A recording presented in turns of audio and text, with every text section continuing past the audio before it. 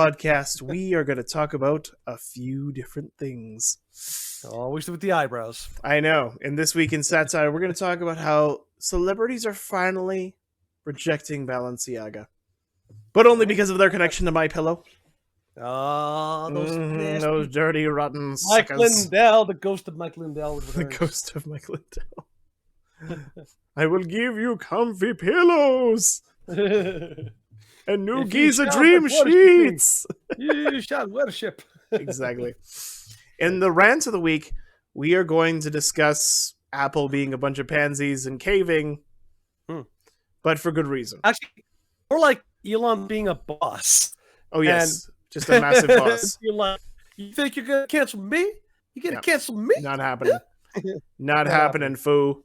Not today. And then, in our Nothing to See Here segment, we are going to address how the Fugitive Slave Act and the Respect for Marriage Act are more similar than you might think. And then our douche of the week this week is Trevor Noah. He's had it coming for a while, but this time he went too far. All of that and more on the Shrewd Dudes podcast. Let's do this.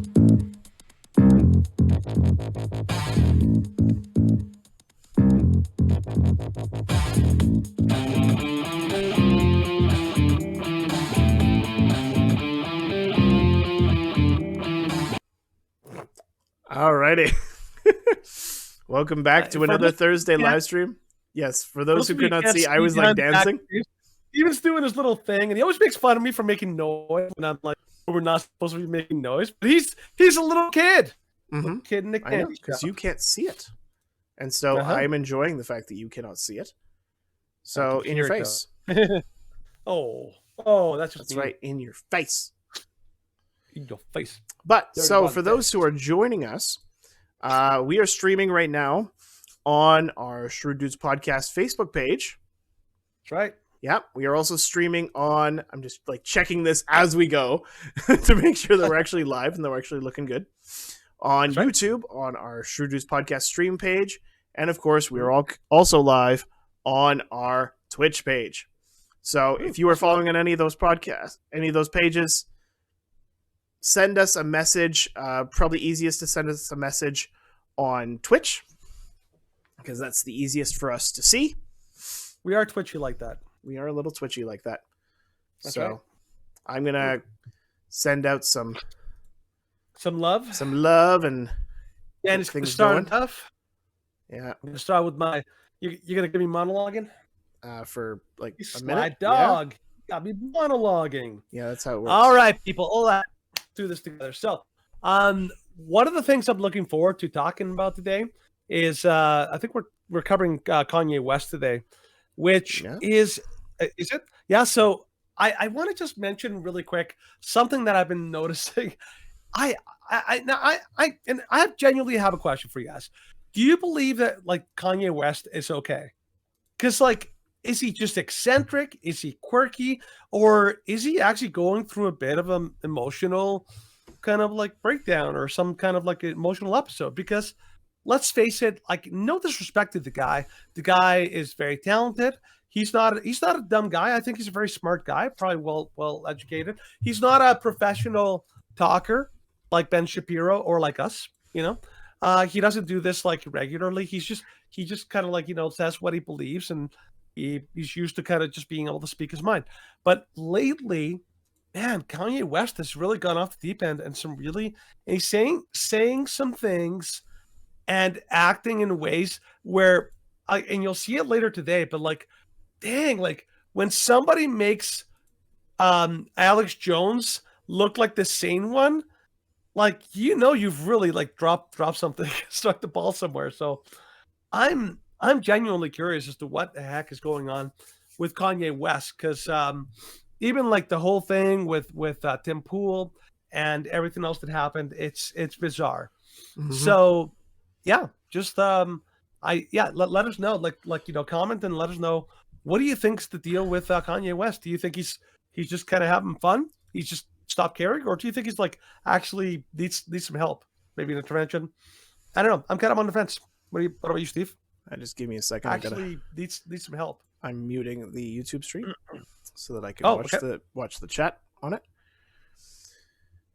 Oh yeah, like Kanye he's such an interesting character because sometimes there are times, and I've said this in the past, there are times in which Kanye will say things that are totally reasonable. Like when he was talking about pro-life stuff, especially about NYC and the black community, 100% on point. Mm-hmm. When he was talking about the BLM movement and wearing a White Lives Matter t-shirt with Candace Owens, totally on point. When he's talking about the Jews, he's out to lunch and then like out to left field 200 yards away.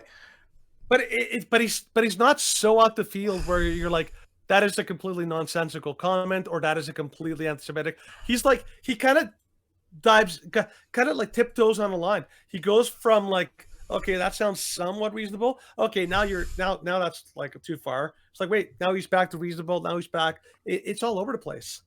Like it's difficult to really pin him down. He's all over the place. Yes. So yeah, it's weird. I agree with Conqueror what he's saying. Like, corruption. I think that there's potential using corruption. The one thing that made me really think that is when I heard Steven Crowder and the team talking about how Nick Fuentes and his ilk. His group, his ilk, they actually tried to orchestrate some kind of a publicity stunt at one of their own events. So that kind of like shows you like, okay, there's a pattern, and it sounds like Nick Fuentes is the kind of guy who would basically be all for doing political stunts. Mm-hmm. So yeah, I could see that. But the question is, are they just playing him or are they all in on it together? Yeah. Because even Tim Pool was actually saying he was actually musing that maybe that was all staged as a publicity stunt, as a kind of like get headlines, not to actually provide any substance. So it's going to be interesting. I want to see what you guys think, but it's definitely going to be something worth talking about. But that's just the one thing that was rolling around my head. I don't know if you want to jump in because we got like a lot of stuff to cover today, Steve. I'm just sharing the stream, and then let's jump into this week in satire. All right. Okay. It says high CPU usage detected, but it's only about 50%. So I'm not stressing about it. Yeah, it fluctuates between 50 and 75. I'm not stressing out just yet. So we'll see. But so from Babylon B, celebrities cut ties with Balenciaga after MyPillow spotted in photo shoot.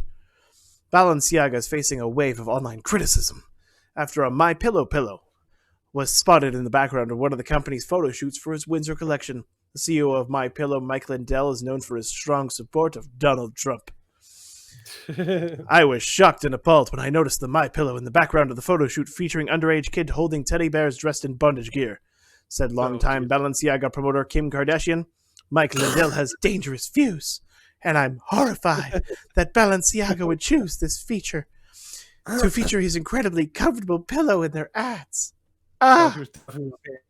Kardashian then tweeted a video of herself burning her vast Balenciaga collection and urged others to do the same using the hashtag #BurnBalenci_Burn. Balenciaga has just to survive a small scandal involving other controversial ad campaign that featured children alongside bondage materials, but the MyPillow scandal is threatening to sink the fashion company once and for all.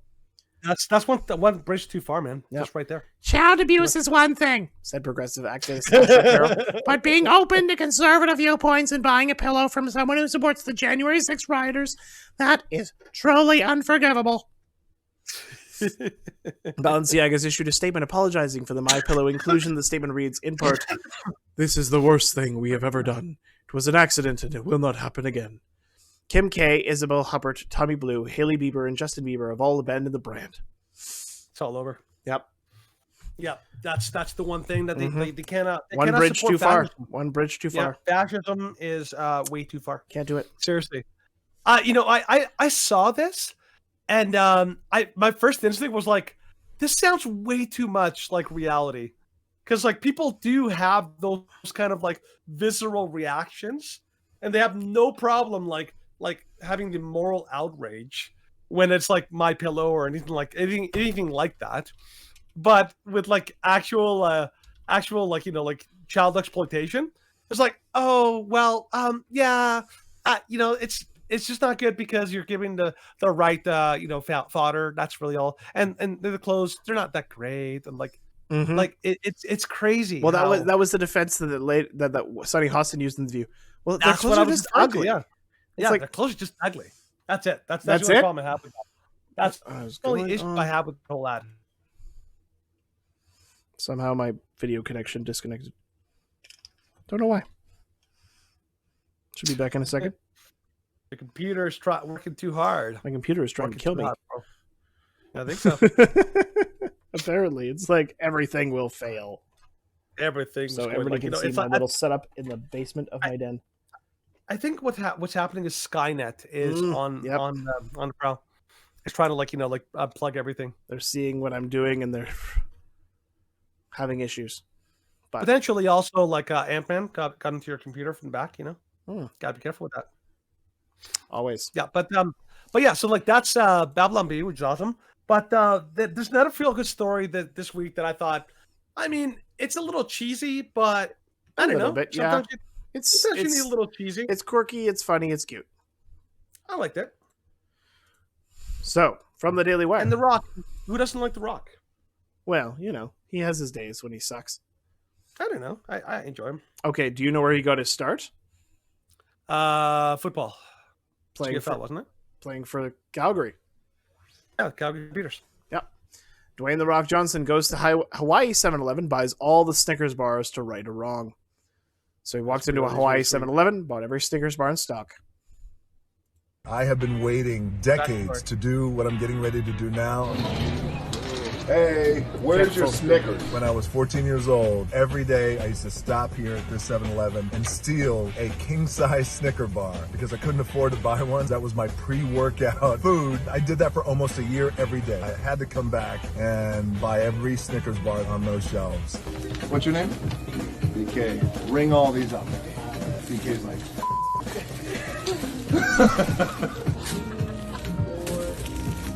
I used to steal a Snickers every day. Thanks for doing that. I gotta come back and I have to buy them, you know what I mean?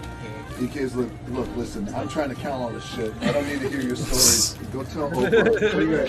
Go tell Oprah. You're welcome. Yeah. So this is clearly an act of, not an act of retribution, but an act of repentance. Yeah. Which is admirable. It's rare that you'd find this in a celebrity. Yeah.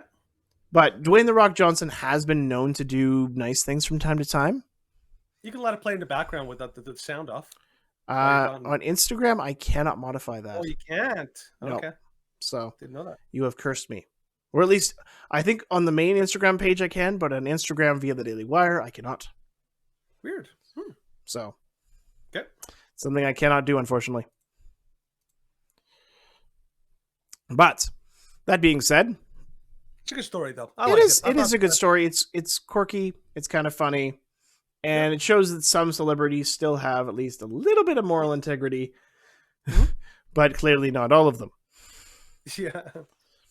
So we're gonna go now. We're gonna talk about some people that have very little moral integrity. Let's talk about Apple. Straight into the darkness. Straight into the darkness. Mm-hmm. Workspace, split mode. Trying all these new features out in XSplit, and I'm just like, come on, let's work. Steve is basically like a little kid in a candy shop. Yeah, let's not crash my computer. Because that would be bad. Yeah, a little bit. That would be very bad. Yeah. Okay. But I don't know. Like The Rock is one of those characters that, like he's just, I don't know. He just always strikes me as a genuine guy. You know, whenever he does stuff, whatever he does, especially when he does like these little videos, little video things and all that, he never comes across as fake. Yep. Which I really appreciate about him. I think that's why he's one of Hollywood's just most genuinely liked guys. I think he's basically the modern day Will Smith. Because Will Smith before the slap, he was considered to be like. Oh, he was like considered to be one of the nicer guys in Hollywood. Yes. one of the nicest guys in Hollywood, and like just one of the And then most his wife corrupted him because she is evil. totally evil. You know, the lack of hair made her evil. Lack of hair. Yep. All right. So let's talk about the rant of the week about Elon Musk and Tim Scott.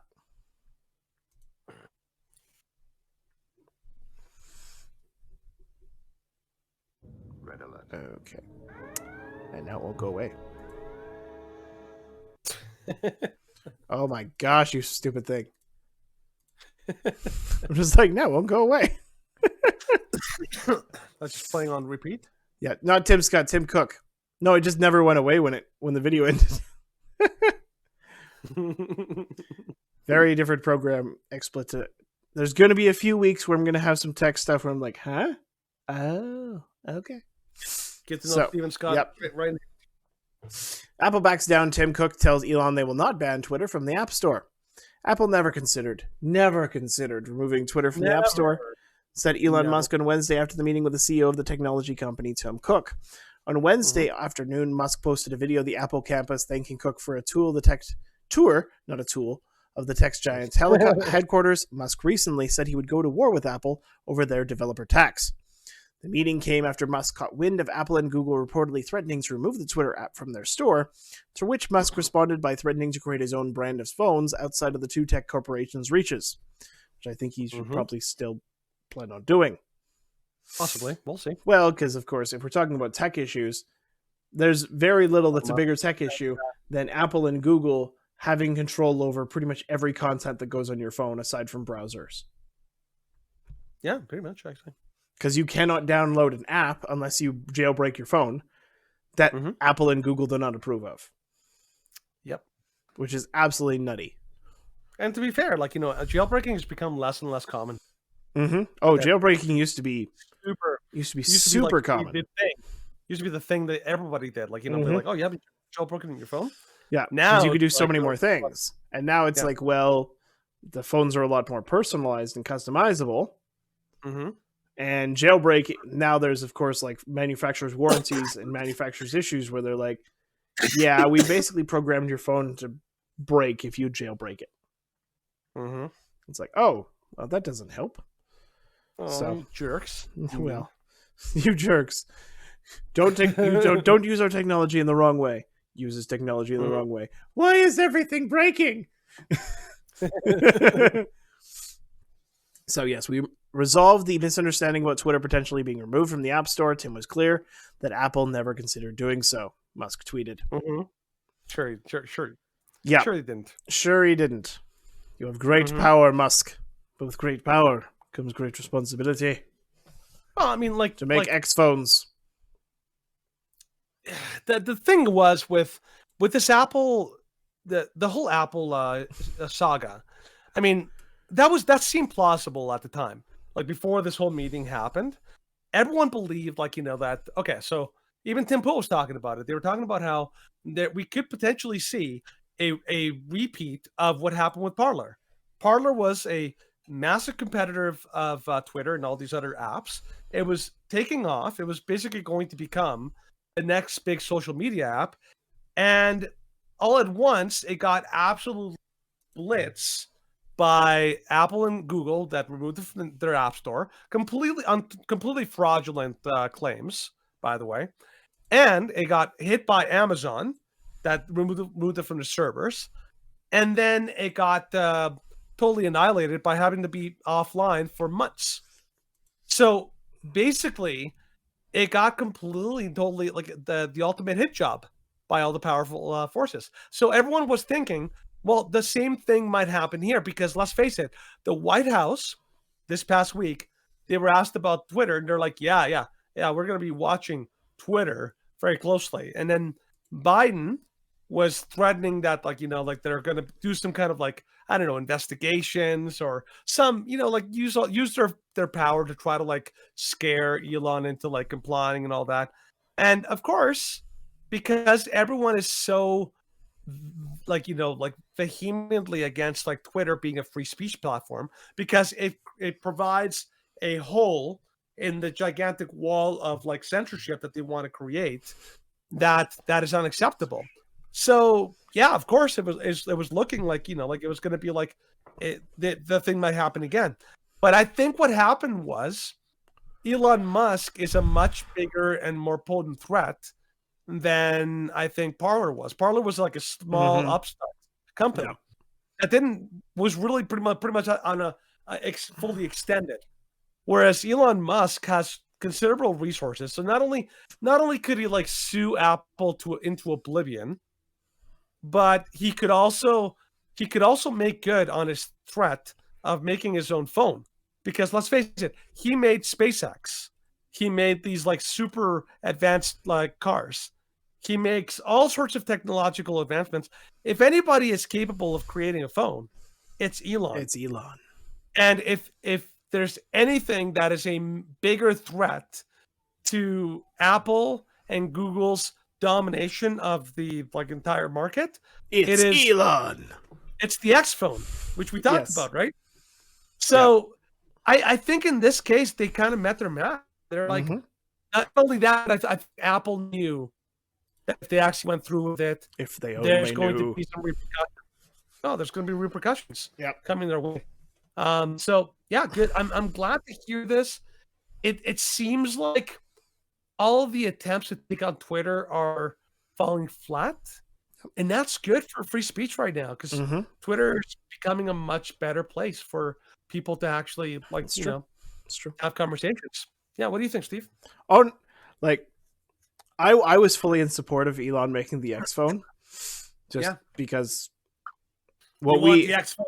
Well, of course, and like you wanted something that was not going to surveil you, because it's very clear that whether you have an Apple or you have a Samsung or you have an Android or whatever, all of them are going to put some form of surveillance on you. All of them are going to watch what you're doing and then customize your ads and your profiles and your web pages around that. Yep.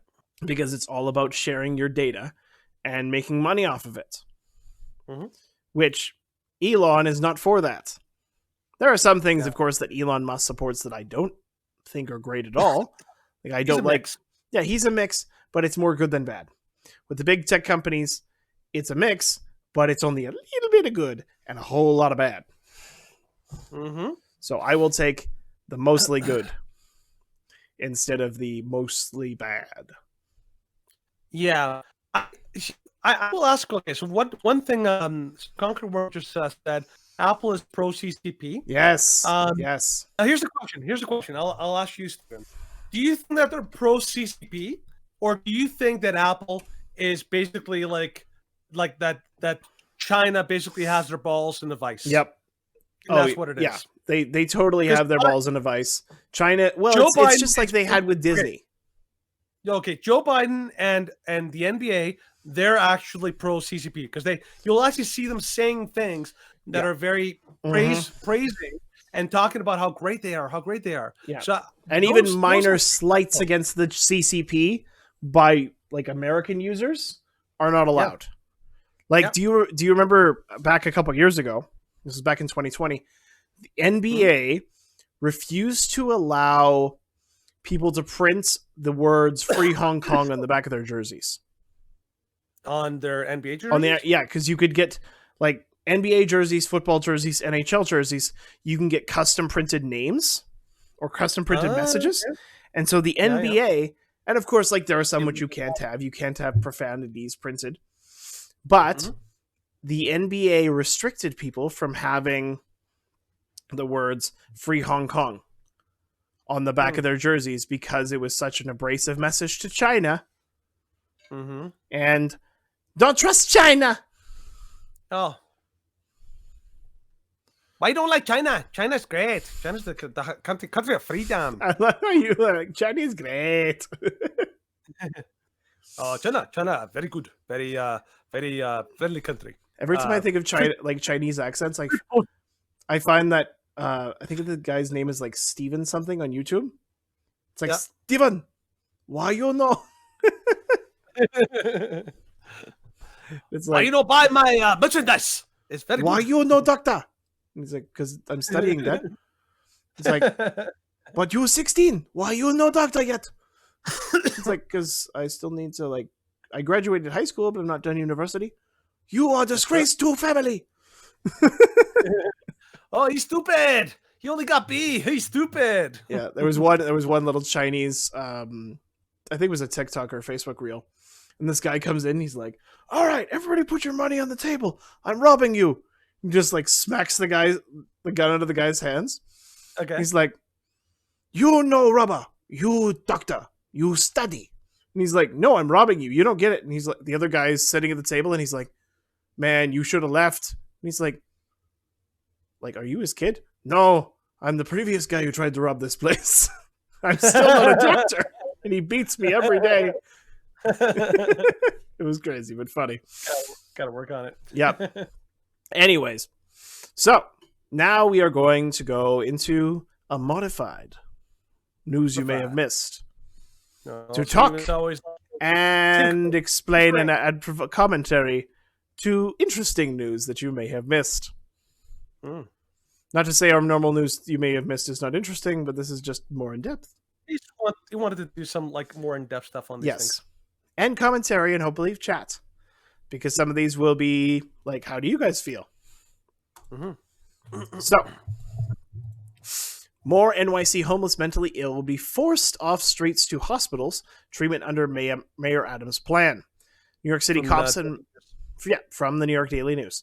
New York City cops and mental health clinicians who engage emotionally disturbed people on streets and subways will now be armed with a much broader interpretation of state law to institutionalize those who pose a risk to themselves or others. That broader and more defined legal reading will likely result in the city placing more mentally ill homeless people into hospitals against their will. Adams announced Tuesday that he had issued a new directive to city agencies clarifying the way first responders and other city workers should approach these exhibiting acute mental distress, and what steps city employees are permitted to take to remove these people from public space against their will. Job one is to make it universally understood by outreach workers, hospital staff, and police officers that New York law already allows us to intervene when mental illness prevents a person from meeting their basic human needs, causing them to be a danger to themselves. So this is an extension on that law. Can I just say, like, bravo, like New York City, well done. That's actually one of the first times I've seen a policy that could actually solve some of the problems on their streets. Yeah. Oh my God. I like the idea of being able to forcibly institutionalize those who are a clear and present danger to themselves and others, and of course from the guidance that they are unable to meet their basic human needs, which causes them to be a massive detriment to everyone around them and themselves. I'm totally okay with that. The only issue is that knowing these Democrat-run cities, knowing these Democrat-run areas, is when does the line get passed? Because you know it will get passed, but it's just a matter of time. Well, like I agree with you. It's like the only major problem is how will this be done? Will it be done well or not well? But you know, one of my biggest pet peeves with every Democrat-run city across the United States is that they always paint the problem as a homeless problem. That's why I hate the idea of calling people on the street like homeless, because it just basically makes it sound like this is a one-issue problem. You give them a home, problem solved, issue over. But like anybody I've met who actually works with people on the street, they know that there's a multiple amounts, so many different issues all working together. There's like mental health issues. There are drug abuse issues. There's prostitution. There's all sorts of things. This is actually one of the first times I've actually seen a Democratic city actually make an attempt. What's going on?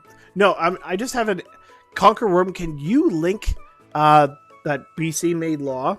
Because he says that they made a law to imprison doctors and nurses that speak truth. I'm assuming they linked it to some sort of misinformation or mental health guidelines. Because that is unfortunately where I see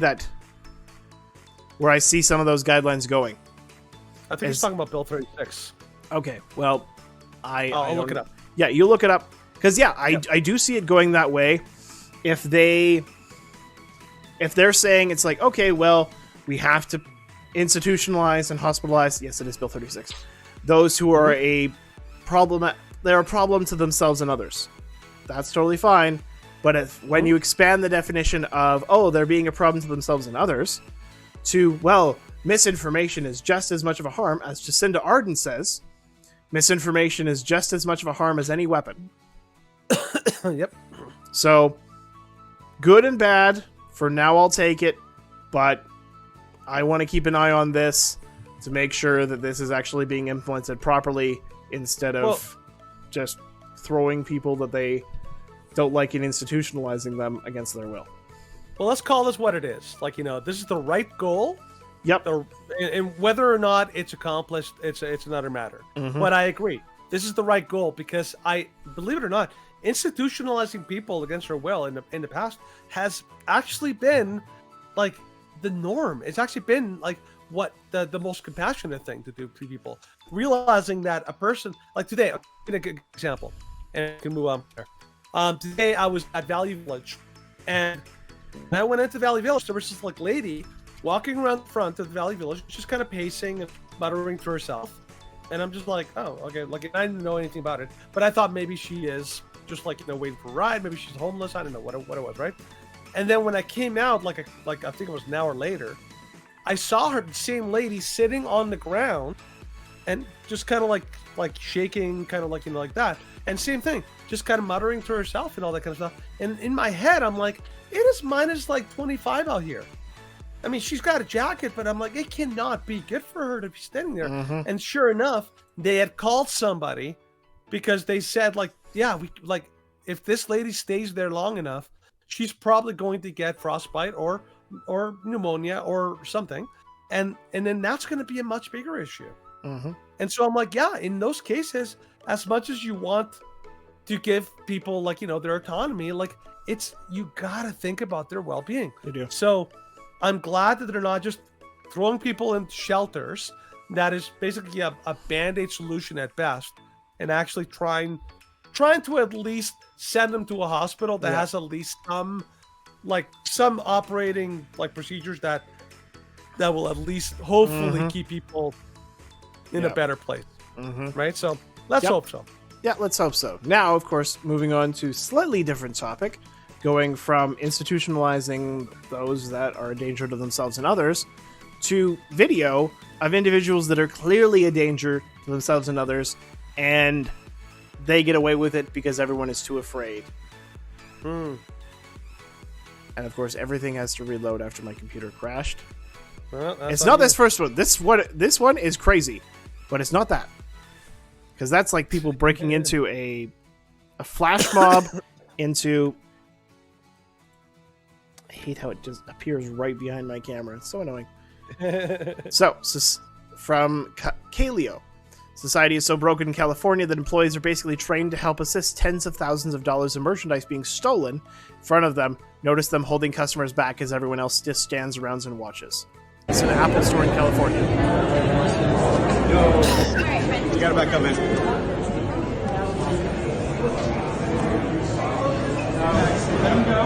They're gonna help themselves. Yeah. They're just grabbing all the display merchandise, and the employees are just calling about it. And they're just yanking them out, breaking whatever they will. The employees are acting as like this is a normal day. Oh, it's a Tuesday. You gotta back up, man. Tuesday in California. Should we stop them or what? No. Should we stop them?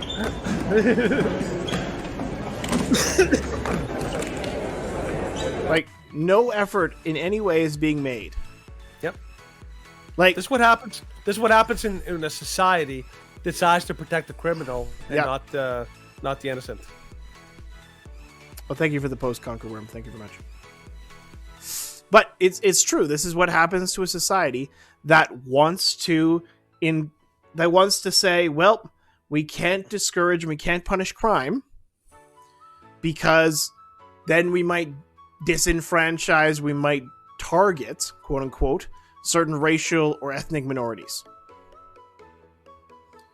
Like, that is how they justified these laws, and I think there was mid or late 2021 where there was a law passed that up to $900 in merchandise could be stolen, and you weren't really allowed to call the cops because it wasn't considered a felony. It was only a misdemeanor.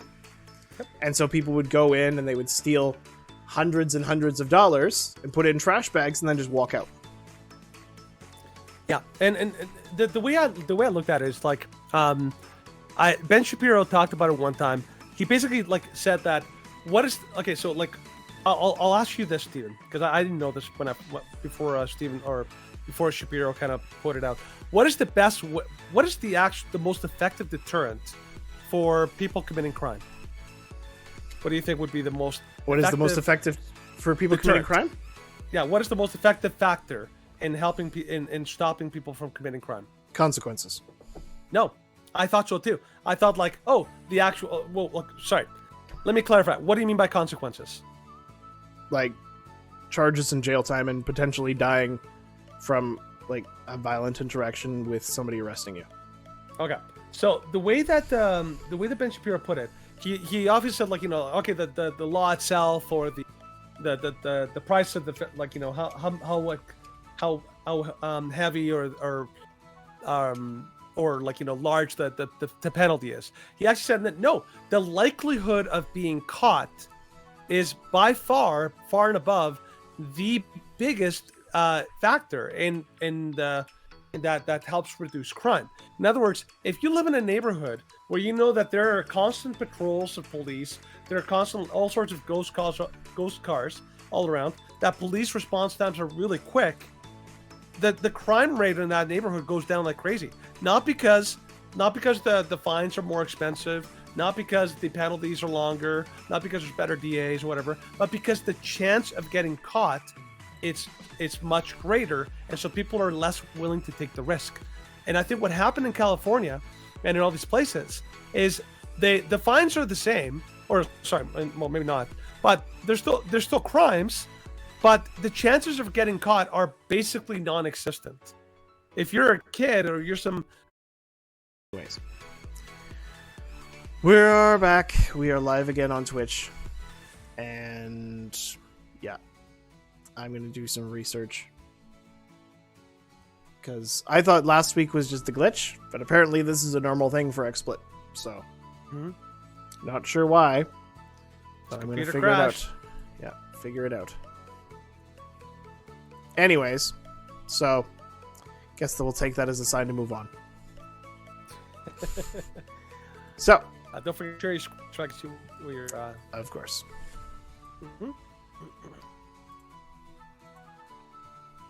Thank you. So, this one is going to be a little interesting. So, from the Daily Wire. NYC mom rejects plea deal for driving through protesters whom she says attacked her vehicle. Kathleen Casillo, a mother of 3 from Queens, New York, was Christmas shopping with her daughter in Manhattan on December 11th, 2020, when she drove up on an intersection filled with protesters. Yeah, it's a little dishonest, actually. With protesters blocking the road to oppose U.S. immigration and customs enforcement. On Tuesday, Casillo again rejected a plea deal that would admit fault, but only require 6 hours community service and a 1-year license suspension. The Daily Mail reported, Casillo instead has opted for a jury trial where she faces 7 years in prison if found guilty. Wow. So, Casillo rejected the same plea deal last year. The New York Post reported at the time, and video reported captured part of the incident. Her black BMW can be seen surrounded, some of whom appear to be touching or banging on her vehicle. Casillo then stepped on the gas and sped through the group, injuring 9. Wow. So, let's watch that. Okay, we don't need to. Picked up from daycare. Their sisters banged on her car, tried to break her daughter's window. So, they didn't. Here's the video. Here's the video. Yeah. She actually bumped into the guy the first time. And now she just takes off. Yeah, so the guy's in her way. She keeps moving. Yeah. And then she floors it.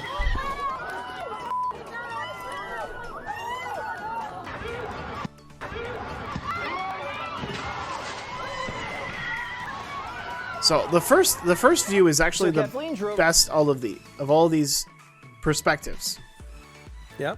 Because it shows exactly how everything worked. But from the video which they have, I don't necessarily see a justification for that. Well, here's my theory based on that video. A lot of people you and I have seen people who have actually been in cars, and people start like hitting their cars with like weapons and all that. And at that point, we're like, okay, that person is now potentially in danger, and people could hurt them. They're justified in taking off, right? That person, like, she's trying to get through, annoyed that people are in her way, and the second people start tapping on her car, suddenly she's like, I think she's like more concerned about the car at that point than about her safety. I think she's like, oh no, you're not going to damage my car or put a dent in it, and so she just takes off. I think that's what I saw there. A woman who basically decided no, my car is too valuable to allow people to to damage it. I'm going to just take off and maul right through them. So it's much more. There was no stopping. There was no there was only minor touches of her vehicle. Like, of course, you couldn't hear any specific threats from the footage. Like, she says that they were threatening to bash her daughter's window in, and I'm like, well, I didn't see that in that footage. Like, it's possible, but I didn't get that from any inclination of that from the footage that we have. So, from all aspects and angles that I can see, she got spooked and then floored it as, well, I could be in danger. But there wasn't too much evidence that she actually was. Sounds like she would say that afterwards as a way of covering her what she did. Because she drove off, she drove off within 50 yards. She was arrested. The police were visible. Yeah. And in one of the videos, in another video, which they have a longer footage, you see her speeding off, and the cop blocks her, and she gets out of the vehicle, and they arrest her. Yeah. So I'm like, this is not something which I would label as, oh my gosh, this is a clear, I have to do this for self-defense, I have to get out of a dangerous situation. This sort of reminds me of that incident where we watched the cop shoot the guy in the McDonald's. Shoot the guy in the McDonald's. The guy had a stolen vehicle, and the cop approached him. Okay. And then the guy McDonald's. dragged the vehicle, and then the cop kept shooting as he drove away. Where yep, the cop was kind of he was acting overreacting. Yeah, he was overreacting because he was overwhelmed in the moment. And I admit, I could have easily saw this scene going into a level where they were engaging in dangerous activity, and where her speeding off was totally justified. But that moment had not occurred yet. Yeah, this one seems a lot less justifiable. Oh yeah, other ones I've seen, and I was perusing through a few other ones today. It's oh, well, they came up, and one of them was hitting his vehicle with a bat, and they were banging on it, and they were trying to forcibly open his car door with him inside. I'm like, oh yeah, speed off. That's a clear and present danger. Do you remember the one where there was a guy who was bringing a horse trailer? Yep, I remember and that. The people started they started not only to bang but also to threaten the horses, and they're saying to turn around. It's you do not understand how this thing works. There is no turnaround option. It only goes forward. Yeah, and I'm not going to put my horse at risk by you knuckleheads. So he decided he's going right through. I was like, dang, boy, that's how it's done. Yeah, that's how it's done. Well done. So, I thought that was an interesting one. It was worthy of discussion. It's a good example of you need to like look into the details and not just jump to conclusions based on the headline. Yeah, because it's just not. Once you look into it, you're like, yeah, that seems very unlikely to be justifiable. So, also seems kind of crazy that that lady chose a jury trial where she could face 7 years rather than 6 hours of community service. Like it's interesting that they would offer her 1 year suspended license and 6 hours of community service when it's like, okay, you clearly should have a case here. When like a 6 hour community service and a 1 year suspended license, like that screams that they don't have a case. Because if they probably don't have a case. Yeah, it's like it's not absolutely certain that she acted maliciously. Like there is the possibility that something happened that nobody saw, that she was like there was a clear and present danger to her life. And of course, in order to accuse and convict somebody, you need that, like, we have to be absolutely certain that she was in the wrong and that there wasn't any risk. So that's probably why they did it. But if I was in the jury, I'd be like, I wouldn't seek a serious offense, but I'd be like, you're not going to get away with nothing. But we do have to move on to something where, let's do it. Yeah, I don't know how to address this guy. You look at this and it didn't seem obvious at first. Nope, not at all. I didn't see it. Yep. From a tweet from Senator Scott Wiener. Not even 24 hours after MAGA grifter Charlie Kirk tweeted homophobic lies about me, I received this threat repeating one of his lies. But that was the point, riling people up against me and other LGBTQ people. Words have consequences, and Twitter is becoming a cesspool for this crap. So, I'm just going to read this terrible, horrific threat. It's a shame you come out and you're trying to release all these pedophiles. You're okay with people intentionally giving other people AIDS. And your office can't even pick up the phone to answer these questions. You're sick, man. I don't even call you. You shouldn't even be a man. You're a sick individual. I don't care about what you do off hours, but when you try and force it upon California, it's like myself and others. You'll have something coming to you. People like you won't be able to walk down the streets when light comes to the darkness that you are effing providing, you piece of S. So, reading this post, 3 things wrong. I'll give you 5 seconds.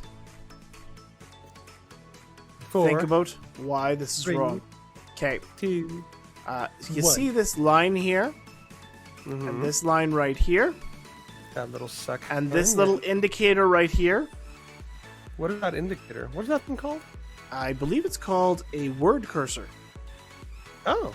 Because it's what happens in Microsoft Word to show where you're currently typing.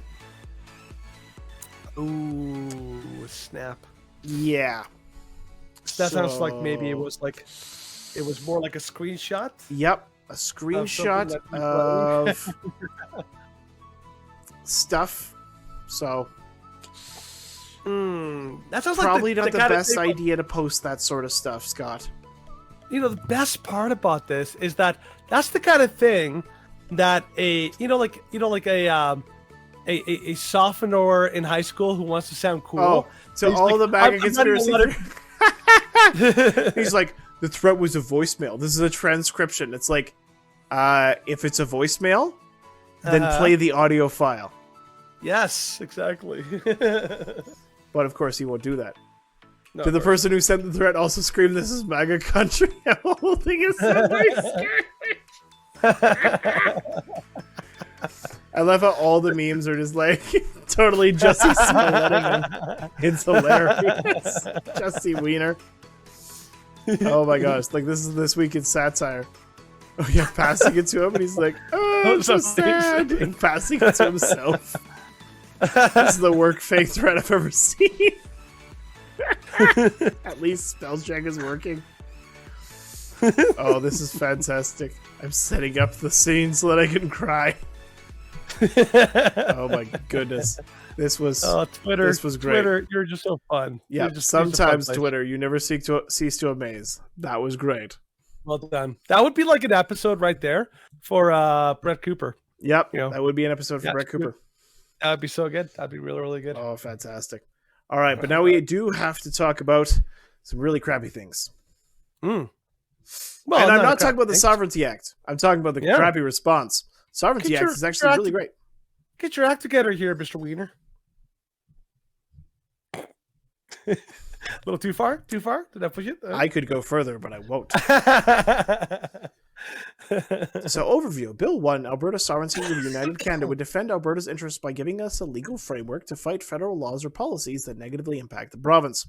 If passed, the act will be used to push back on federal legislation and policy that is unconstitutional or harmful to our province, our people, and our economic prosperity. This may include overreach and interference in areas our government considers provincial jurisdiction, such as firearms, energy, natural resources, and COVID healthcare decisions. The act would give Alberta a legislative framework and a democratic approach for defending the federal-provincial division of powers while respecting Canada's constitution and the courts. So, this sounds pretty good so far. What it does, be used only when the Legislative Assembly debates and passes a motion that identifies a specific federal program or piece of legislation as unconstitutional or causing harm to Albertans. It will ensure all constitutional legal requirements are met before steps are taken to respond. It will respect court decisions if a response is challenged successfully in court. What it doesn't do, it will not allow Alberta to defy the Constitution. It will not allow Alberta to separate. Damn it! Not allow cabinet to issue unconstitutional orders in council, including giving instructions that are outside of provincial jurisdiction to provincial entities. It will not allow cabinet to give instructions to private individuals or corporations that aren't provincial entities to violate federal law. So that's fairly self-explanatory. It's like, okay, well, if it's unconstitutional because the Trudeau government is been known to operate outside of the law, or if it deliberately harms Albertans, then this is when we challenge it. And this gives us extra powers to fight it or to at least stall it for a longer period of time so that we can work for what's best for Albertans. I think he's just making that up. I think Justin Trudeau is always working for the best of Albertans. Oh, I know. And he's always thinking about us. That's why we were the first province that he named. When he, like on the Canada 150, and he named all the provinces, he named us first. He definitely named us first. But he just forgot to mention us. Yeah, forgot to mention us ever.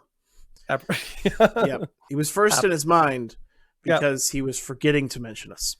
It's like it's difficult to remember the first one. It's really hard. Yeah. So, Alberta Sovereignty Act plays a dangerous game for no rational reason. Thank you, CBC, for completely going crazy. A game of political chicken is being played with the Constitution and national unity. It was touted initially as the Alberta Sovereignty Act, was finally tabled in the province's legislature under a more elaborate title, the Alberta Sovereignty within a United Canada Act. If the additional words in the official title sound familiar, it might be because they bear a striking resemblance to a motion Stephen Harper tabled in the House of Commons as Prime Minister in 2006. Give you a hint. It has nothing to do. It's no relation whatsoever. Yeah. He proposed that the House formally recognize that the Quebecois form a nation within a United Canada. No, that's not what they're asking to do here. Yeah, they're not. No. Harper's motion was an attempt to parry a motion tabled by the Bloc that called on the House to recognize Quebecers form a nation. The BQ's motion was a handy way of causing trouble for the Libs, which was embroiled in a contentious leadership race and internal debate about whether to apply the concept of nationhood to some or all the people in Quebec and to the country writ large. So the immediate results of this parliamentary brinkmanship and word games was that nearly everyone found something in Harper's motion they were willing to support. The resolution passed by a vote of 265 to 16. One of the vote dissenters was Ken Dryden, the legendary goalie who was a Liberal MP from 2004 to 2011. He condemned the whole affair as unserious and potentially dangerous. Yeah, being one of the 16 people that thought so. Yeah. He's in a dangerous minority there. But so this act, according to CBC, and according to an open, even proud explanation by one of the minds that conceived the idea of the Alberta Sovereignty Act, it was supposed to be unconstitutional. That seems to give the game away. On that score, Smith's government seems to have succeeded. Well, no. According to most legal estimates, this is constitutional, so you're wrong, CBC. It fundamentally upends a number of stabilizing principles in our Canadian constitutional order, said Eric Adams, a constitutional scholar at the University of Alberta. Can I say something about that? Like the way that person phrased that, that's a concept, not a fact. Yep. That's an interpretation. It's a fundamental upending. It's like, well, how does it do that? It fundamentally upends it. Yeah, pretty much. Yeah, it's intentionally like like a word salad, make it sound like like, oh, he knows what he's talking about. He's a constitutional scholar. It's like, well, yeah, but he said it in a stupid way. So yeah. So Ian Holloway, dean of the law school at UFC, told The Line, "This is clearly an unconstitutional gambit as I've ever seen in my professional lifetime. The premier is engaging in a game of political chicken."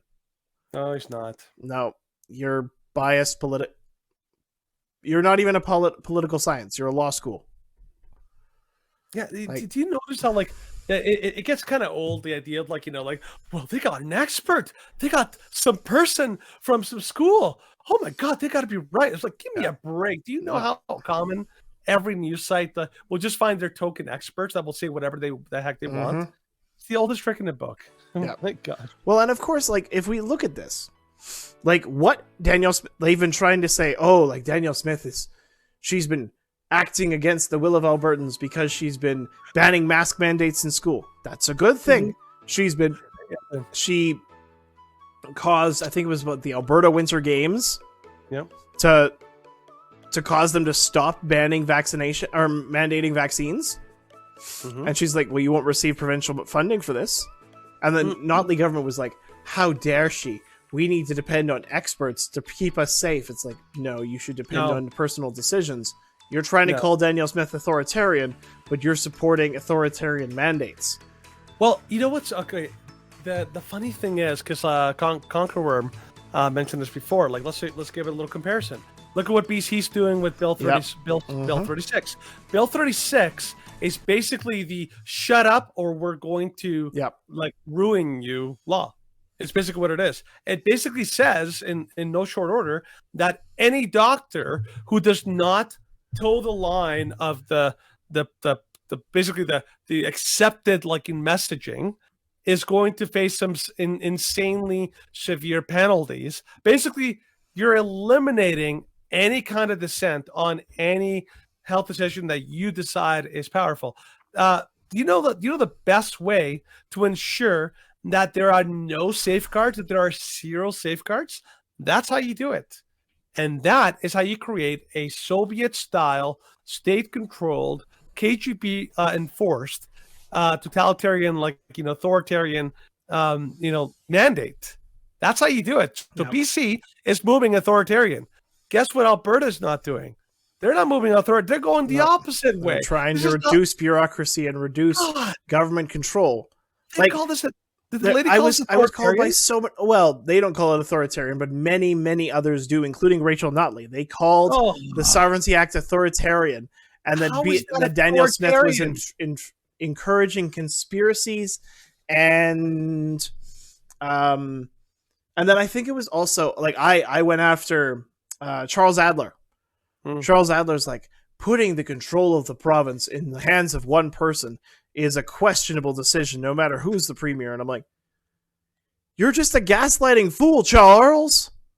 Isn't that kind of what they did with Dina Hinshaw? Yeah, it was. And he was totally on board with that. He was totally on board with Charles Adler, you leftist hack.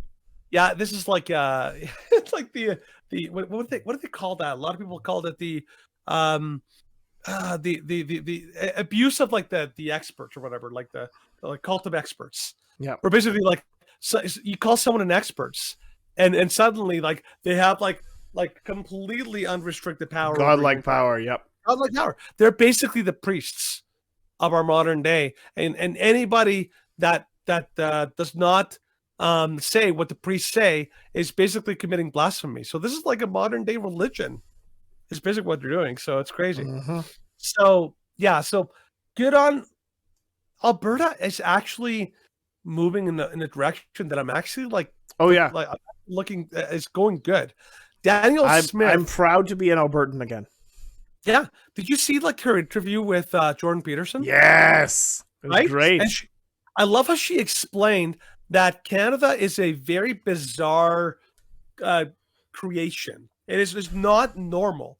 No. So if you want to compare Canada to the States, it doesn't work. The States is completely different. They operate by a different system of ways. She basically said that because it's a confederation, that the provinces got an extraordinary amount of autonomy and self-governance that no other like government on earth, I think, has the same kind of mix-up. And as a result, the provinces actually have an inordinate amount of like sovereignty themselves. The reason people are freaking out about it, and the reason CBC freaked out about it, is really simple.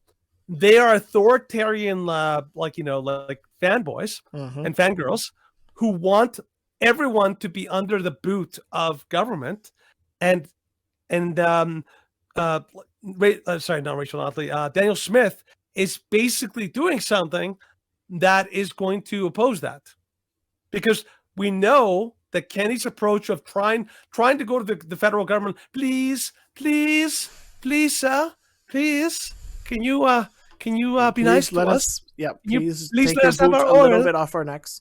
Can you be nice? And and Ray, like, in his efforts were never successful, but Daniel Smith actually comes up with a policy that may actually be successful. And I think that's why they hate it, because they hate anything that successfully opposes them. So good on Daniel Smith so far. Dang, this girl's on fire. I'm so glad that we are out of Kenny and into Daniel Smith.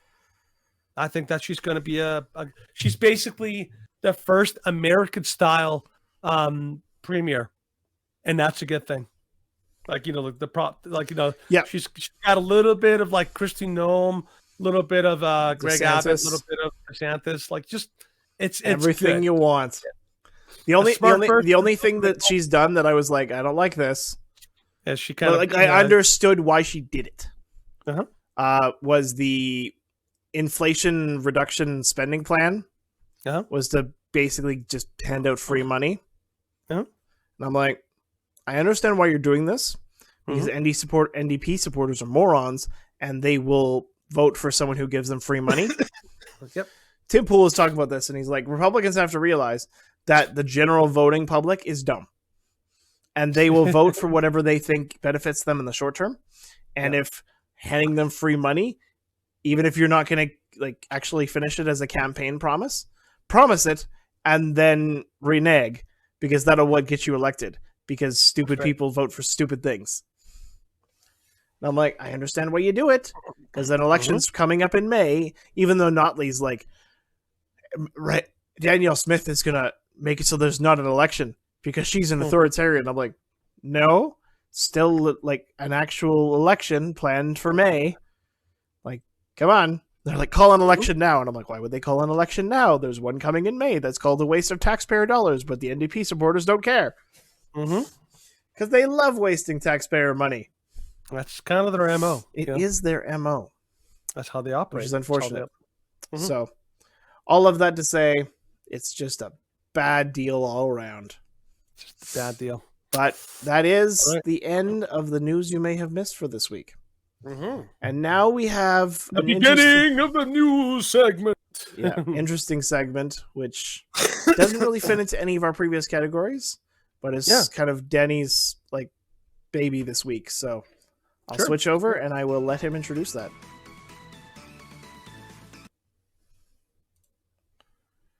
Go for it. Oh, okay, cool. So, in the 1800s in the United States, the America was pretty much completely and totally split. So this is something I studied in school. The southern United States were basically becoming slave states. There was like a whole bunch of slave owning states, and the northern states had become almost primarily free states. And this has become most of the 1800s, early 1800s, were devoted almost exclusively to all sorts of laws that were trying to figure out this battle. There was a battle for the heart and soul of the United States. It was constantly brewing. But in 1850, something big happened, something massive that completely and totally changed the game completely, and that is something called the Fugitive Slave Act.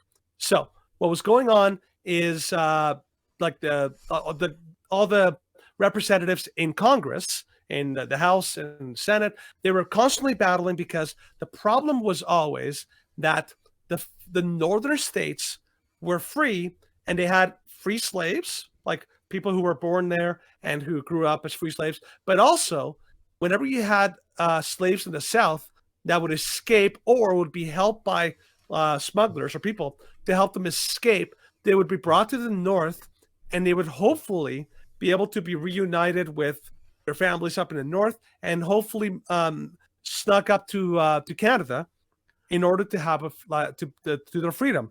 And the southern states were not okay with that. So they passed something called the Fugitive Slave Act, which basically said everyone in the North who comes across a runaway slave, you are compelled by force to apprehend that slave, hand him over right back to the authorities, and they're going to send them back to their plantation owner back in the South. So they were forcing people in the North who were completely opposed to slavery, who were forbidden by their own religion, by Christianity, by Christian morals and ethics, to aid and abet and participate in slavery, and they were forced to completely and totally go along with it, and they were forced by the force of law and by all sorts of penalties and even jail time if they didn't comply. So if you go to the next picture, Stephen,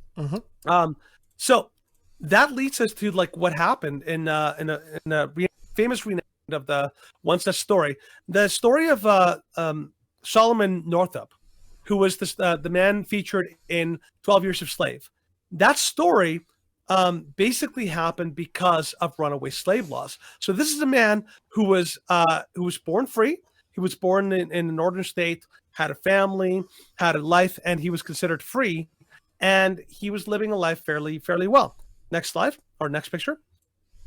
Then he was drugged and kidnapped and sold into slavery in the South, and he was forced to live in abject slavery and in horrible conditions for 12 years. Next slide.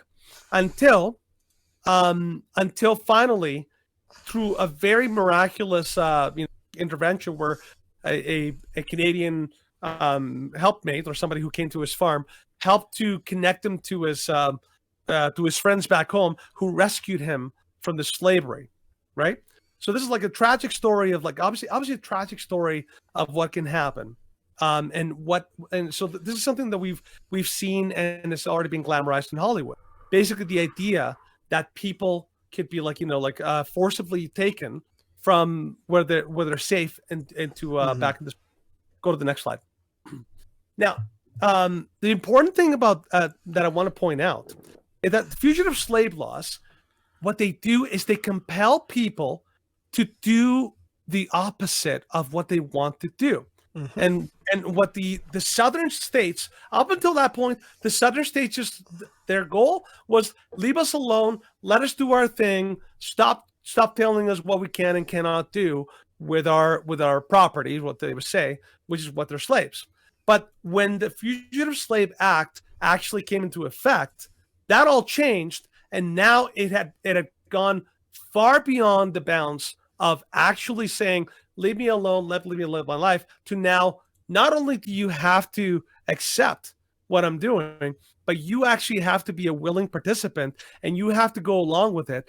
Otherwise, the federal government will come down hard on you. And that is what this slave law was doing. Next slide. Obviously, some of the stories, you can actually read this little thing. There was rewards, but there's you read about this. Some of the people that were put in this thing. This woman was she speaks French and English. She has a pockmarked face, and she says that she basically has lost 2 fingers. These are people in horrible conditions.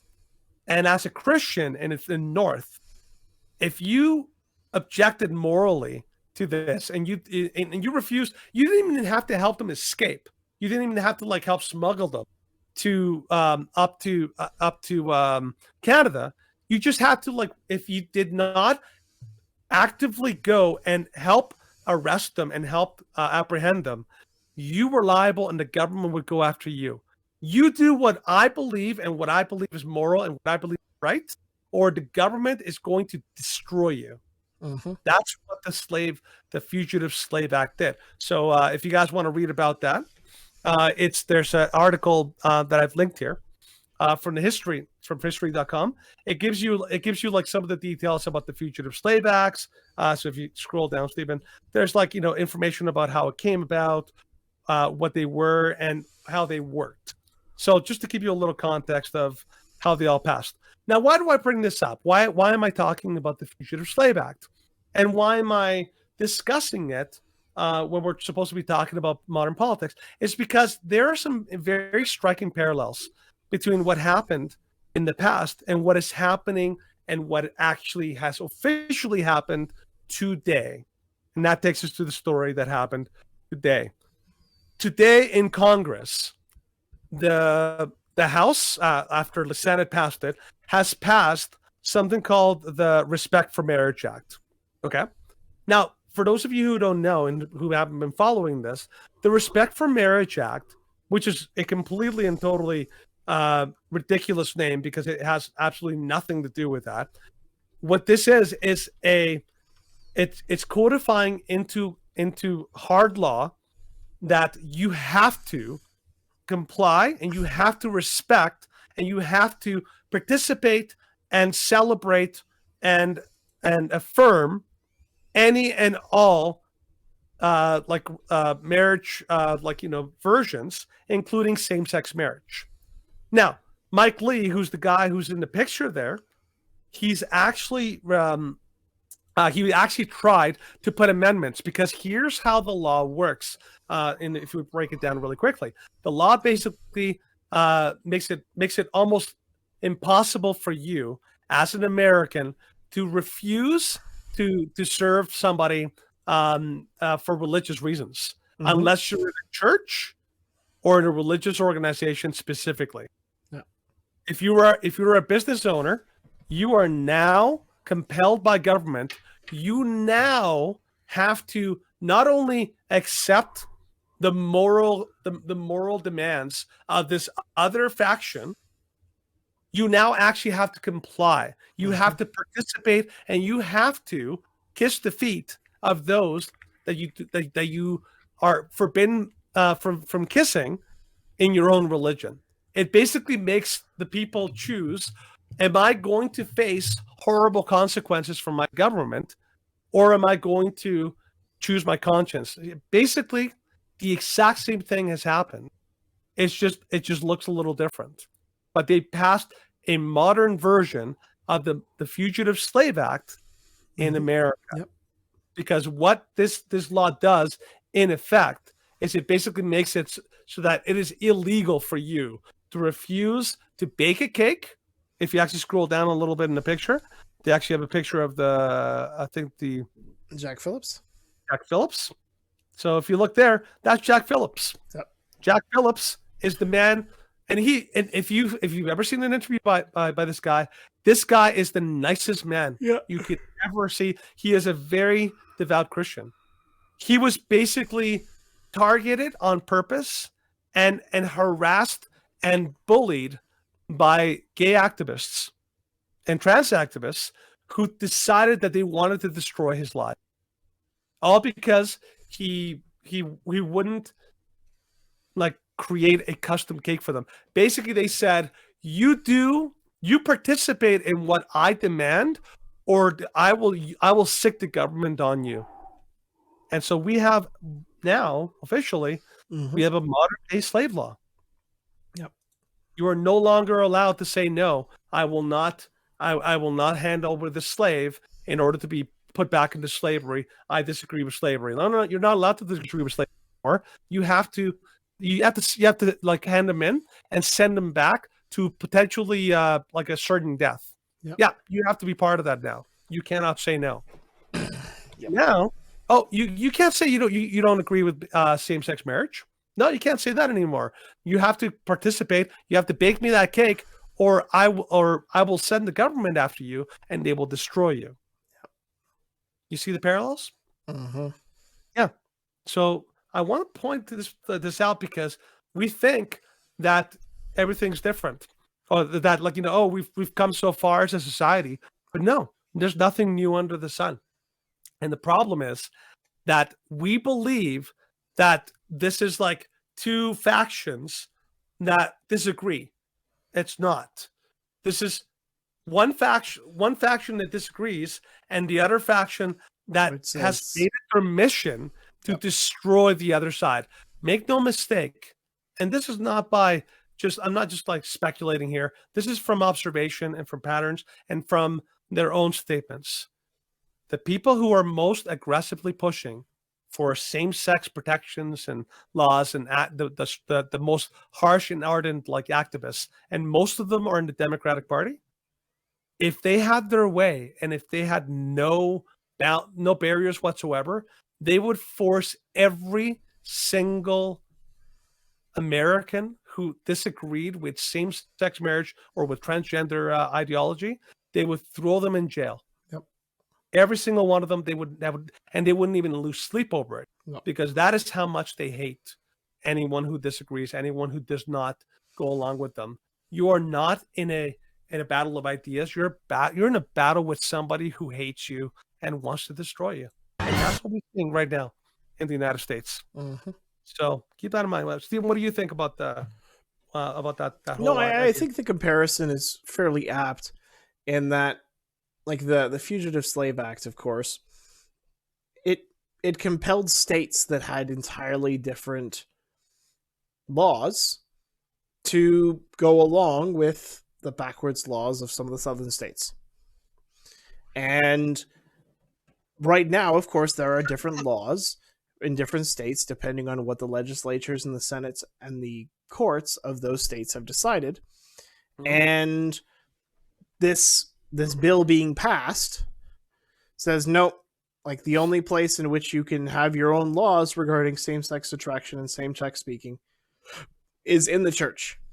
And we talked about this, of course, last week. It's only a hop, skip, and a jump away from a conversion therapy law. Mm-hmm. And it's really scary in Canada because aside from very, very few churches, I have not seen many churches that are willing to stand up and say, yep, we're gonna oppose this. We are going to stand up and say no. We're gonna preach the word of God, no matter what society or culture may deem of it. So dark days. Dark days are coming. Dark days again. By the way, one last thing I'll throw in there. I could not find the article. I'll see if I can find it later. But there was a scholar. I'll just be quick on this one. There's a scholar, and I'll find his name. But in the 1930s, he basically did a full analysis of all society, all throughout, like from the Babylonians to the Romans to the what do you call it, Ptolemies and all that. All these societies. He basically noted one thing: when a society completely abandons moral norms and takes sexual hedonism as like operating as his way of being, it's only 3 generations away from complete and total collapse.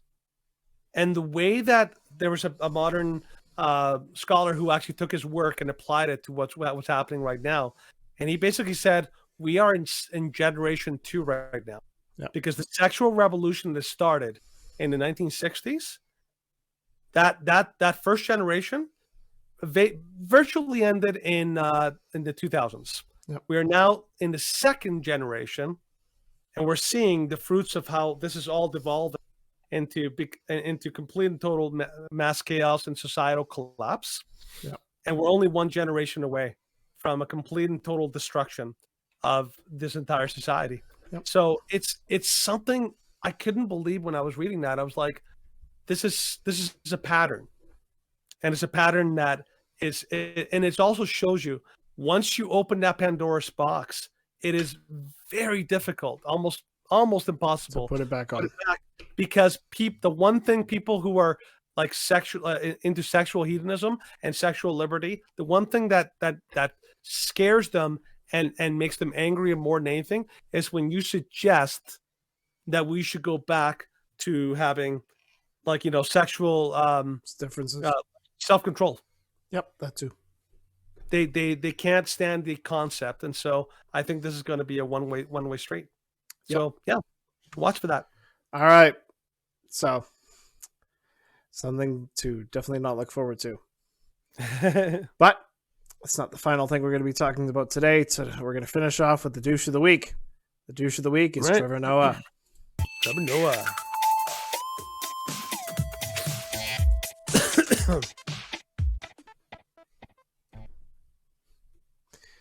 Alrighty. So this week, Trevor Noah.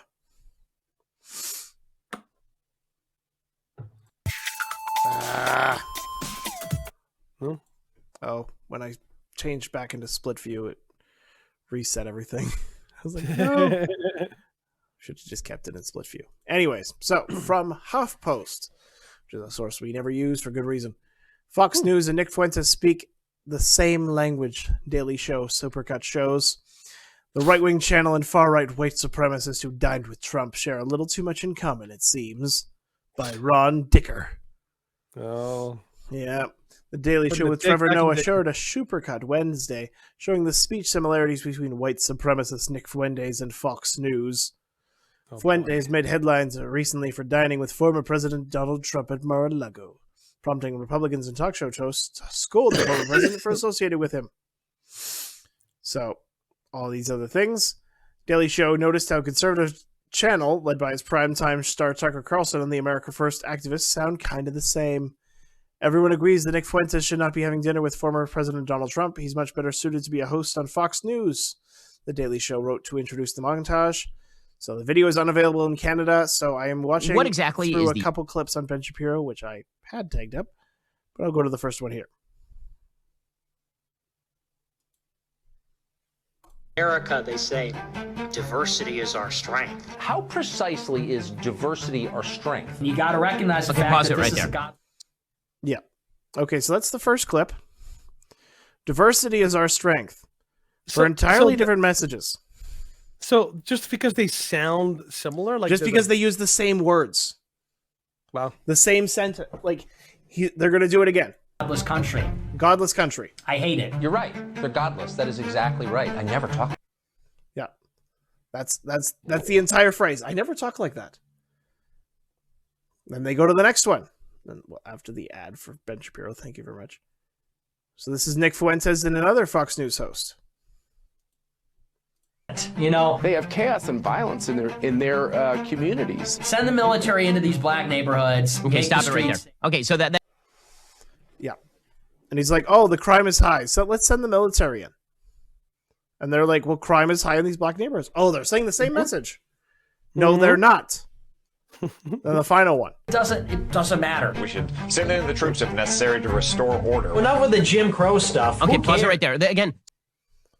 Yeah. And then this is a message between Tom Cotton and Nick Fuentes because there was race riots and Tom Cotton's like, well, yeah, we probably should be sending in the troops to restore order so that we don't have, and then like, we don't want to have situations that are like Jim Crow, like what happened in Chaz. Yeah. And then he's like, why do we even care about Jim Crow? Like Jim Crow was a good thing. Like, that's what Nick Fuentes has said. And so this entire thing is like, oh, yes, like, they're saying the same message. He should be a host on Fox News. He's exactly the same as every Republican conservative. Like, this is just such a disingenuous message from Trevor Noah. Because everything that he's saying is just taking 2 or 3 words and saying, look, they're saying the same 2 or 3 words, the same catchphrases. But they have entirely different rationale for saying them. Like when Tucker Carlson and Nick Fuentes say, oh, like diversity, like why would they say diversity is our strength? Nick Fuentes doesn't believe that diversity is our strength because Nick Fuentes is a white supremacist who believes in segregation and that whites are superior. Tucker Carlson doesn't believe that diversity is our strength because he's a believer in a meritocracy, that race is irrelevant to how valuable a person is. It's the same phrase, but it's a vastly different reason. And then you look at all the other explanations, and there's no context to it. It's everything out of context, and it's essentially just painting everybody with one brush because we use similar catchphrases. But it's not analyzing motives. It's only saying, well, this is a small snippet. If you had used a minute segment instead of a 6-second segment, Trevor Noah, then it'd be the same thing. Then you'd have entirely different messages. That's how dishonest they are. That's how dishonest you are, Trevor. By the way, I found a more complete version of. Oh, you did? On Twitter. Oh, I put it on the Discord. Okay, fine. Or do I put it on Messenger? I can break you down. There we go. All right, so now I'm gonna have to full screen you again. Cool. All right, so let's watch the total version of it. Trevor Noah, you dick. America, they say, diversity is our strength. How precisely is diversity our strength? You got to recognize the fact that this is a godless country. I hate it. You're right. They're godless. That is exactly right. I never talk like that, but it's true. Black people are violent. You know, They have chaos and violence in their communities. send the military into these black neighborhoods, make the streets safe. They'll complain about it. It doesn't matter. We should send in the troops if necessary to restore order. Enough with the Jim Crow stuff. Who cares? Oh, to drink out of a different water fountain. Big fucking deal. Oh, the legacy of Jim Crow. That was 67 years ago. It is ancient history now. Russia. Can we give a round of applause for Russia? And why shouldn't I root for Russia, which I am? The fundamentals of our worldview. A society where boys and girls get married as teenagers and start having kids. We need these ladies to get married. And it's time to fall in love and just settle down. Guys, go put a ring on it. And they have big families and a high birth rate. We have to do something to increase our birth rate, or the vacuum that's created will be filled by people that don't believe in our values. We live in a big Middle Eastern bazaar. We're a big fucking Middle Eastern bazaar with people sitting on blankets and selling cockroaches on sticks. We have a moral obligation to admit the world's poor, they tell us, even if it makes our own country poorer and dirtier and more divided. And white people are done being bullied. Discriminating against and denigrating, just denigrating white people. Trump's got to get in there and never leave. Elect Trump one more time and then stop having elections. President for life, that sounds good. Maybe we're going to have to try it. President for life.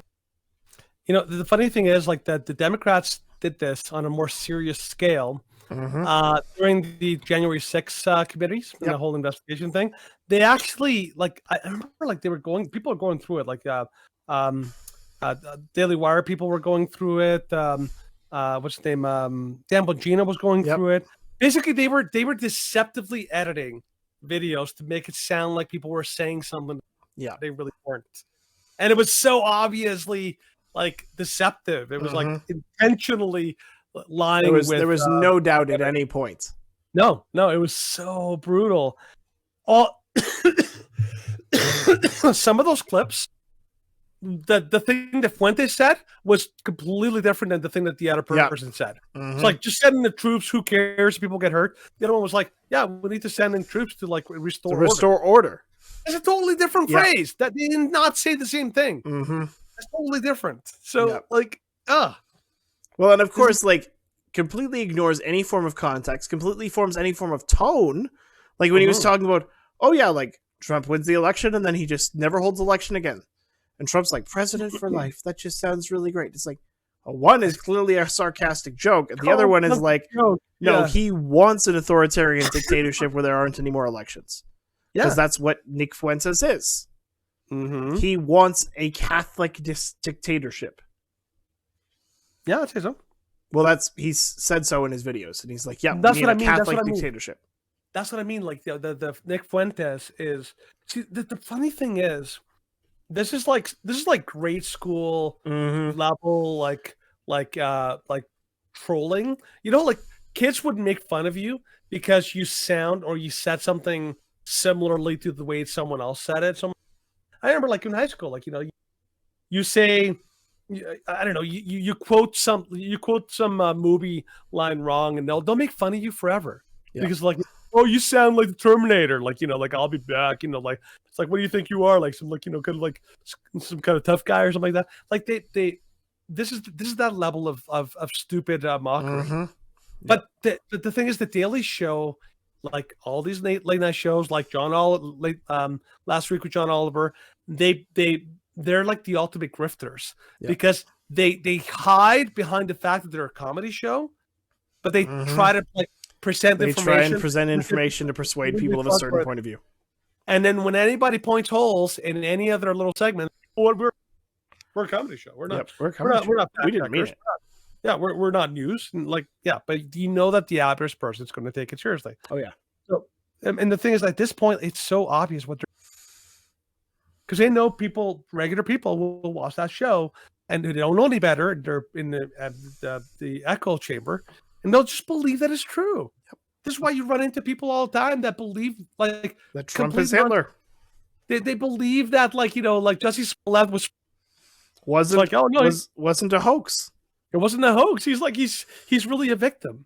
Or you people that have Kyle Rittenhouse as a white supremacist terrorist, and they actually killed black people. Yep. Like it's amazing to me when people like what people will believe because the mainstream media and the establishment has told them this over and over and over again, and they've never opened up anything to go against their narrative. Oh yeah.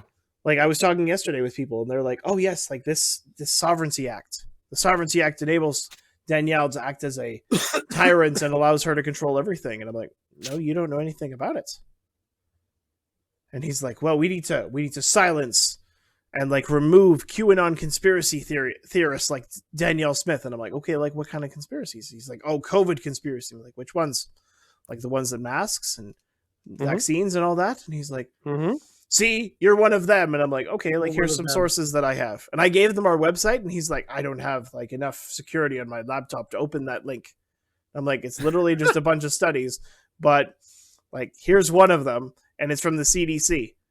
It's out of context." I'm like, "Dude, that's a meta-analysis of RCT studies, and RCT studies, none of them prove that masks work." And he's like, "Well, this is not how science works." I'm like, "Dude, you're a science denier." Yeah, like this has been fun, but you're a hopelessly uneducated fool. Yes, yes. And there's more of them out there. Yeah, there's more of them out there. Unfortunately, one of them is by the name of Kanye.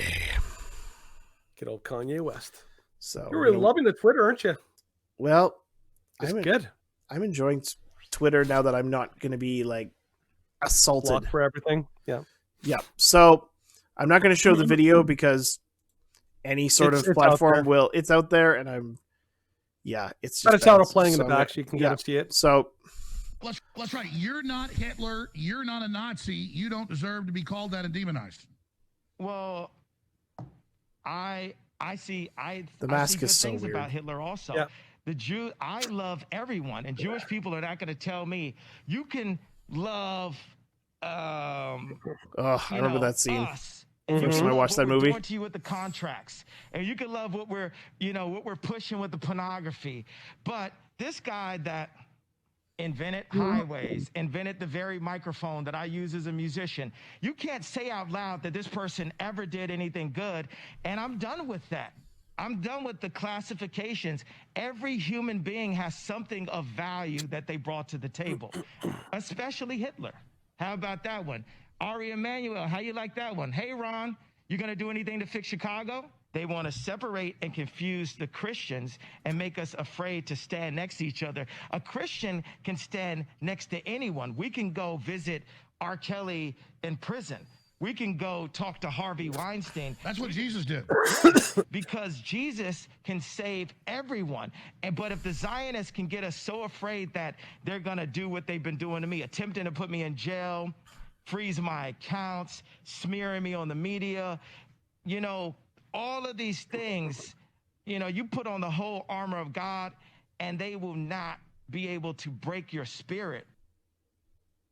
So basically, I see. The thing is, like, when I first heard that he's praising Hitler, I was like, okay, well, that doesn't sound good. But then I actually like listen. Okay, I get what he's saying. Like Hitler has many accomplishments under his belt that are not tainted. Like one of the accomplishments is the Autobahn. One of the accomplishments is Volkswagen. One of the accomplishments is like yes, the Nazi Party was able to accomplish certain things that were that ultimately did help, a lot of people. But these are accomplishments that would have taken more time had it not been like these were things that were already somewhat in the works. And they would have taken more time under a non-authoritarian government, but of course authoritarian systems can move things quicker. You can have massive levels of production. But to be fair, even America was the same. Yeah, like during war, they developed some incredible technologies. They did. Oh yeah, wartime does that. Yeah. But the interesting thing, of course, is that like here in this shorter clip, when they're just prior to that segment which he was talking about, this is how they end that segment. It's kind of weird. Schwarzenegger said he loved Hitler. They gave him an award. I'm just saying, I don't like Nazis, and I don't like what some of the mafias are doing either. I like Hitler. I like Hitler. Schwarzenegger said he loved Hitler. They gave him an award. Like, I understand, like, I agree with the notion that there are good things that you can find about anybody. There are good traits. Those, like, you shouldn't say, it's like, well, Adolf Hitler was a dog lover. So that's like, he's a good person because he was a dog lover. It's like, well, no, you have to weigh their good traits and their bad traits and say, well, which one was worse? Which one was better? What we're saying and what we're analyzing with this is that Kanye's either saying that I like everybody, which is clearly not true, because he's attacking the Zionists and he's attacking. He doesn't like Zionists, and he certainly doesn't like Benjamin Netanyahu. Yep. I just think it's dumb. Yeah, it doesn't have that in this on here. Yeah, but he basically outright mocks Benjamin Netanyahu. I think he just mocks him because of his name. He thought his name was silly. Well, and the fact that he was a Zionist because he's a Jew, because he's the leader of Israel. Well, and here's the thing, like, the problem with what he's doing is so Kanye, because he's famous, because he's he's also very he's the guy. This is the guy who's famous. One of the things he's famous for is stepping on the stage during Taylor Swift's acceptance speech. Yeah. I'm gonna, I'm gonna let you speak. I'm gonna let you finish, Taylor. But Beyonce has the best music video of all time, It's like such a rude gesture, right? Yeah. This is the kind of guy who is impulsive to a fault, right? Now, Alex Jones, I've seen multiple interviews of him, and he constantly says early on he was a little bit too just I'll say whatever I think I need to say. And then he's kind of changed and being dialed it back and realized okay, I can't just say everything. I have whatever to be I want to say anymore. He's got to pick his battles and he's got to be more smart, because he's giving his opponents easy hits to throw at him. It's like you're giving them the ammunition that they're going to use against you. So Kanye, in a good example here, when he said I like Hitler, it's very careless, because when you jump into the topic of Hitler, that is it's a sensitive topic. So you have to delve deep, carefully. He doesn't. He walks in and he just kind of goes like a bull in the china shop. Now you look at his statements, I'm like, I can see what he's getting at, but I can also see what people are jumping to the conclusions, the uncharitable conclusions, that he's like, oh, he's like a Nazi lover and a Hitler lover, because I like that Hitler did a few things that were probably positive, in the sense that he increased industry, he built back a sense of unity and purpose among the people. I mean, many things, but overall Hitler was not and overall good for his people. No. And just like I like what's his name? Okay, so what's his name? Idi Amin. Yep. Idi Amin, the dictator of Uganda. From what I've heard, Idi Amin is an incredible statesman. He was incredibly good at he's Managing very the pleasant. affairs of state. Well, and he's also very very friendly person. Mhm. Like it was hard not to like him, right? Charismatic. That's a positive. He's charismatic. That's a very positive trait. But overall, he was a monster. Yeah. And so you can't conclude that overall he was kind of a good guy. Like no, he killed hundreds of thousands of people, of his own people, murdered them in cold blood, and horrible acts of like evil. Yep. That is not a conclusion you have to take. So Kanye is a great example of a person who is just not careful with his words. And as much as I feel for the guy that people are going after him, that like, they're trying to throw him in jail, all that stuff, I get it. I think it's horrible, but he's also the author. He's also kind of becoming the author of his own demise. Yep. Right. It's like if you Stephen had to take somebody out on the street and they constantly keep running on the street, they constantly doing dangerous things. Eventually you're like, if they get hit, you're like, that sucks. And I hope it didn't, wish it didn't happen. I wish it didn't happen, but it's kind of, and he kept they brought about their own destruction. Yep. Yeah. That's kind of feel like with Kanye. Mm-hmm. Oh yeah. Like I was like, when he had a chance to turn things around after that Tucker conversation. Mm-hmm.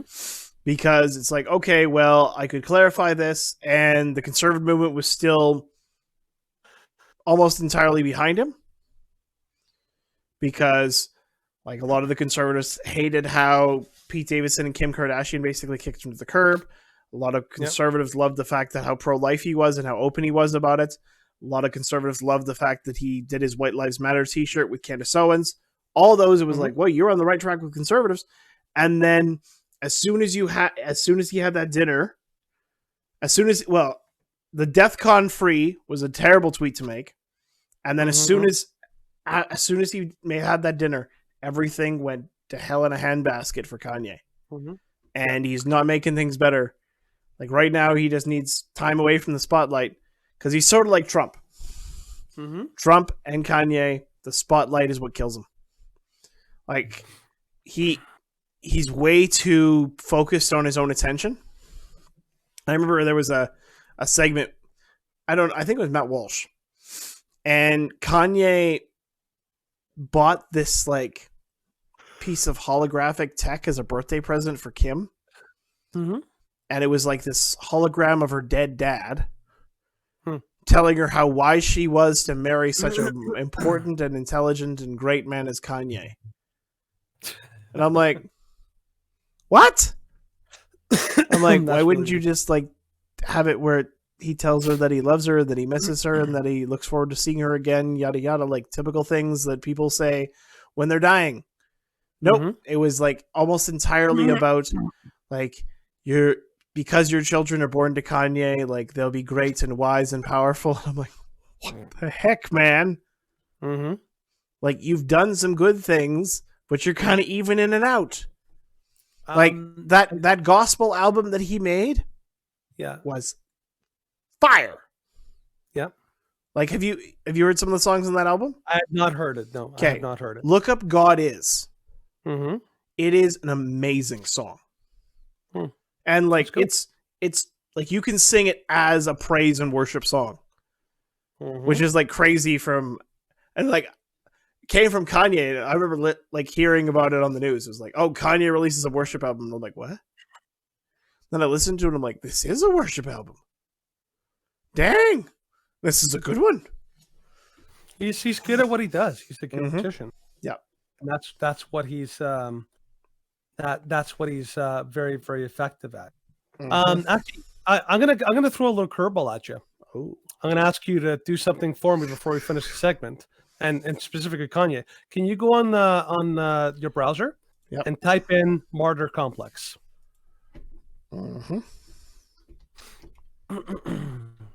Because I have a feeling like the more I'm listening to this, I have a feeling that Kanye West is suffering from a bit of a martyr complex. Yep. Now you actually like spent some more time in psychology and mental health. Psychology and mental health than I did. Do you actually know what a martyr complex is off the top of your head? Yeah, it's often associated, of course, with like the Wikipedia article says, it's often associated with a victim complex. It's very similar to those who are like white and they change their skin tone to make themselves look black.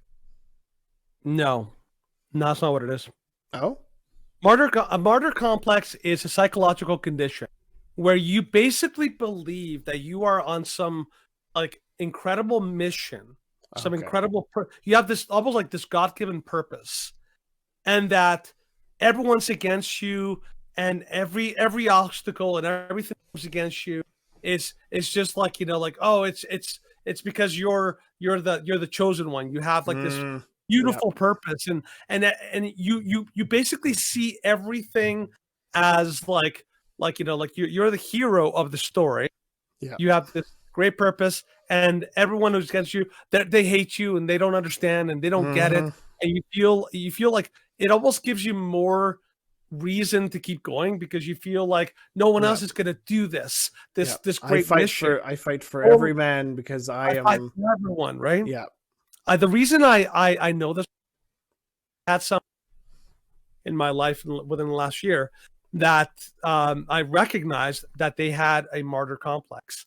They felt like they had to like save the church. They had to save the church from all these people who are asleep at the wheel, all these fake Christians, and she's the one that figured it all out. She's the one that's going to help us rediscover our true purpose, and we all have to get on board. And anybody who shows even the slightest opposition or even the slightest skepticism or questioning of her views or her ideas was like, oh my God, you're persecuting me. No, and lashes out. I think that Kanye West might actually have something at least similar to this, because you see how he responds, and you see there's a hero complex. Remember how he said he's like Martin Luther King and Malcolm X? Yeah, I felt like I was Malcolm X, but I think I'm more like MLK. And it's like, no, you're neither. And he says like I'm in a lion's den, and I'm like I'm fighting like, you know, against the like beasts. Everybody's out to get me, and it's like, no, they're not. Yeah. And that's the thing. It's like when you view the world this way, you believe that it's like you're on this quest and you can't stop, and you have to like, you know, like accomplish this goal. It's the thing that gives you meaning. Yep. And opposition only gives you more fire to fight, because it only encourages you to do so. And a martyr complex usually comes from a lot of trauma. Mm-hmm. And a sense of like feeling like I need to give meaning to my life, and I feel like I'm there's a lot of like psychological damage that leads to it. All of that seems very likely to fit with Kanye, and I think that might actually. I'm not saying I know for a fact that this is, but I'm just saying there are some serious parallels and similarities to what I'm seeing from him, and what a martyr complex is. Yep. Because he talks like a martyr. He talks like everyone's against me. Like the Zionists are trying to, like, you know, get me, and you know, I don't know. If you guys agree, it's exceptionally similar. I think that there's something to that. So I think he might have. And this is not just like a like, you know, oh, he's a martyr. I'm like, no. This is an actual psychological condition that afflicts people, and people that are in it do not know they're in it. They have no idea. Yep. And part of it is a very deep sense of narcissism that you have to completely have an extraordinarily high view of yourself. Yep. And that's Kanye to a T. So yeah, throw that in there. Maybe he has a martyr complex. Alrighty. Well, that's where we're going to end today's show. Today was a gong show. We all know that. We all admit it. I'm going to do whatever is necessary to fix this. Might even try upgrading to Windows 11. Because from what I've looked, like I was doing some research on Google, it seems like this is a Windows 10 issue primarily. So And Windows 11 is the newest thing, so we'll see if that works. It's new and shiny. New and shiny, and the later... Well, because Windows 11 has now been out for a year. Mhm. And so now they're adopting the technology to work better with Windows 11 than Windows 10. So that's kind of how it works, because they want you to upgrade. So I'll see if I can. Sometimes they don't like you upgrading. It's annoying. So anyways, if you're following us on our video platforms such as BitChute, YouTube, Rumble, and YouTube, then like, share, comment, subscribe. If you have any problems, if you have any suggestions for how we can fix this tech issues, please just let us know. We are open to anything and anything at this point. So, and if you're following us on our text platforms, then you should know what to do on those platforms. Share, echo, comment, follow, everything up and above. We have 2,000 followers on Twitter now, so that's cool. What's Echo, by the way? Echo is on Parler. Really? Oh, okay. Yep. Interesting name for that. Yeah. Echo. Yeah, it was their version of retweet. Echo. Oh, yeah? Because they had it wouldn't be called a tweet on Parler, it would be called a parlay. So if you parlayed, because of course Parler is to parle, or parlay is to parle in French. And so to echo would be to echo one's speech.